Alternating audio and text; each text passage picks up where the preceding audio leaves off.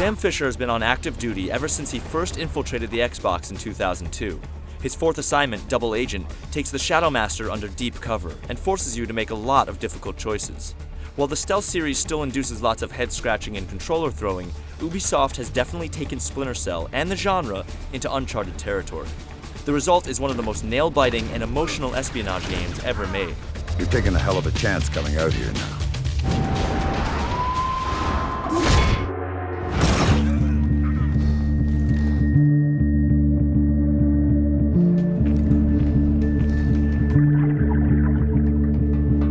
Double Agent assumes you're up to speed on the Splinter Cell story as it jumps right into the action. Sam Fisher is on yet another secret mission when he's informed by Lambert that his daughter has been killed. The NSA then uses Sam's inevitable breakdown as the perfect cover for him to join John Brown's army, one of the most dangerous terrorist groups in the country. This means you constantly have two bosses, and two paths to follow. You can carve your own way through the story as long as you keep both sides happy enough to keep sending you objectives. That's an unacceptable number of casualties, Sam. It might sound like a frustrating thing to manage, but it adds multiple levels of moral decisions that most games only pretend to have. There's no way you'll be able to make everyone happy on your first pass, so sooner or later you'll have to make a sacrifice for the greater good. We guarantee it'll shock and surprise even the most insensitive secret agents.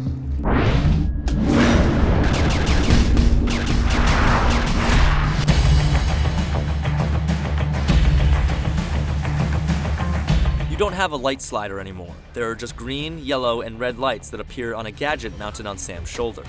There's also no heads-up display unless you change weapons, which helps you see more of each area to spot enemy or neutral targets. The game is gorgeous, but it doesn't manage to provide the same wow factor that the very first Splinter Cell did. The backgrounds are stunning whether you're looking at an Arctic wonderland at sunset or a bustling city at midnight.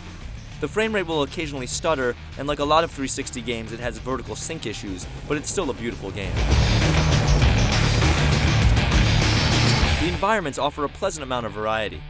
You'll go from a missile silo at night in a heavy rain, to a cruise ship in broad daylight, to a frozen tanker stuck in an iceberg during a blinding snowstorm, to a war-torn Middle Eastern country in the hazy afternoon. The locales are even more surprising because you're mostly left in the dark as to where your next mission will take place. Like all Splinter Cell games, the objectives are constantly changing. Things are added for you to do, destinations are shifted, and enemies and obstacles pop up from out of nowhere, forcing you to constantly be on your toes. It's never annoying, just frantic. Every time you fail, it just makes you want to figure out exactly what went wrong and fix it. The ability to save anywhere certainly helps quell some of the rage. After one or two missions, you'll go back to JBA headquarters. These sections are unlike anything Splinter Cell, Metal Gear, or any other stealth action game has ever done. Stealth games typically make you sneak your way into a location and then somehow get your way out. In Double Agent, there is no way out. After you complete an objective for the NSA, you'll have to walk right past JBA members you are actively double-crossing and pretend you're going just to get some fresh air. This is an element rarely seen in video games, let alone the stealth action genre. Sam! This area is restricted. Get out!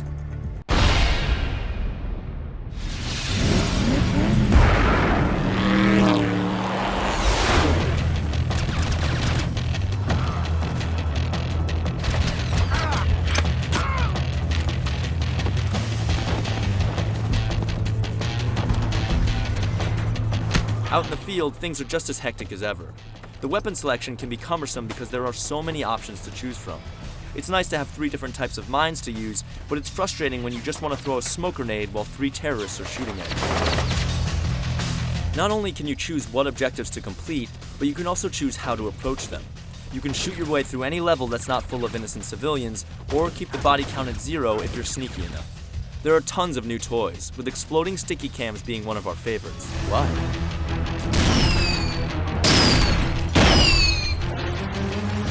But that's not to slight the other additions like the ultrasonic emitter, which takes the place of cans and bottles for distracting the enemy, or the wall mine, which adheres itself to a vertical surface and incapacitates anyone dumb enough to get near it. There are also new mini-games for things like cracking safes, hacking computers, and assembling mines. Toss in upgrades for things like night vision and you have a heaping helping of stealth hospitality.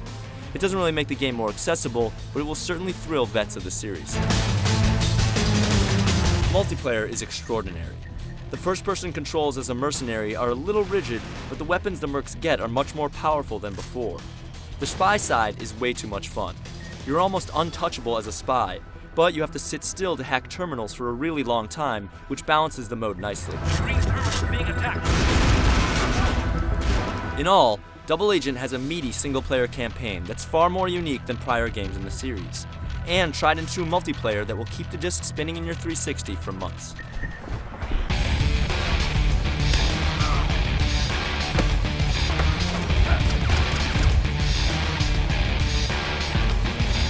Sam Fisher looks amazing in the next generation, and the good news is that Double Agent has the gameplay to match.